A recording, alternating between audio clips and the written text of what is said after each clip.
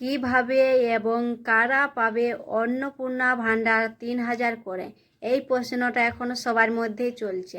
তো চলো আমরা দেখুন, ভিডিওটা অন্নপূর্ণার দেখে ভান্ডার আমি শুনছিলাম যে এতদিন তো দুয়ারে সরকারের মাধ্যমেই হয়েছে, কিন্তু আমি আমার ডিপার্টমেন্টের সাথে কথা বলে আমি অলরেডি বলে দিয়েছি অন্নপূর্ণার ভান্ডারে অনলাইন কমপ্লিটলি এখনই ব্যবস্থা করতে, এবং ইমিডিয়েটলি অনলাইনে যাতে সমস্ত মানুষ যে 1 পাস 2 পাস বা যে হয়তো শিক্ষাটা পাননি, হয়তো মানে শিক্ষিত নন, এতটা ইজি করা হবে এই অ্যাপ্লাই করার পোর্টালটাকে যে কেউ মানে পোর্টালে গিয়ে অ্যাপ্লাই করতে পারে।